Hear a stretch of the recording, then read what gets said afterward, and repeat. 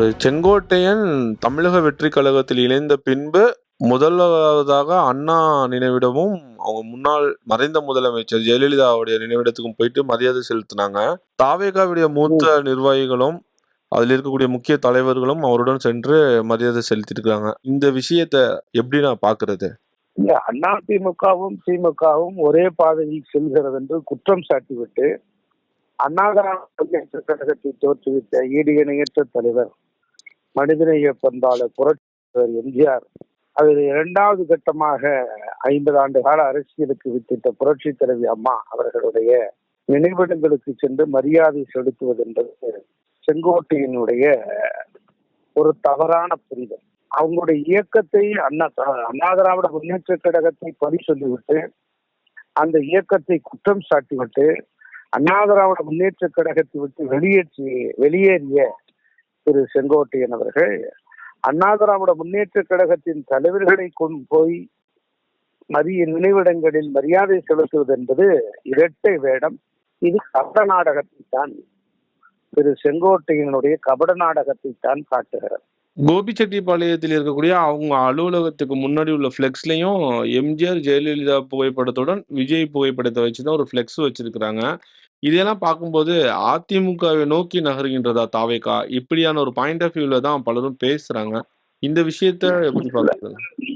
இல்ல, அதாவது வந்துங்க, அண்ணா திராவிட முன்னேற்ற கழகத்தை மீது குற்றம் சாட்டிவிட்டு அதன் தலைமையை விமர்சனம் செய்துவிட்டு இந்த இயக்கத்தை விட்டு வெளியேறியவர் திரு செங்கோட்டையன் அவர்கள்.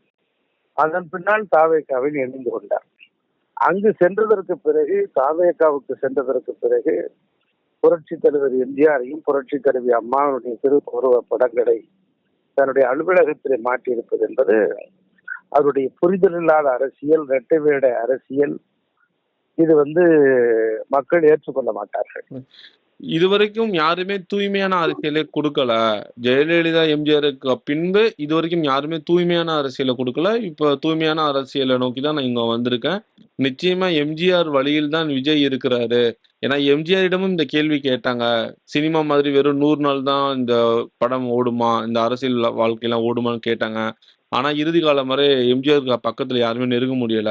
சோ எம்ஜிஆர் வழியில தான் விஜயும் இருக்கிறதா ஒரு கருத்தை முன் வச்சிருக்கிறாரு இன்னைக்கு காலையில. இல்ல, அவர் தூய்மையான அரசியல் தரலைன்னு சொல்றாரு. புரட்சி தலைவர் எம்ஜிஆர் காலத்தில் 3 முறை சட்டமன்ற உறுப்பினராக இருந்தவர் திரு செங்கோட்டையன் அவர்கள். அதே போல புரட்சி தலைவி அம்மாவுடைய அமைச்சரவையில் 91 அதன் பின்னால் 2001 அமைச்சராக இருந்தவர். 2011 அவர் அமைச்சரவையாக சேர்க்கப்பட்டவர். தொடர்ந்து 8 முறை சட்டமன்ற உறுப்பினராக அண்ணா திராவிட முன்னேற்ற கழகத்தால் நின்று வென்றவர். அப்படி இருக்கின்ற இந்த தருவாயில் கடந்த ஆட்சியின் போது இவர் அமைச்சராக இருந்ததெல்லாம் தூய்மை இல்லாத நிர்வாகமா என்கிற எதிர்கேள்வியை அவரிடம்தான் நீங்கள் கேட்க வேண்டும்.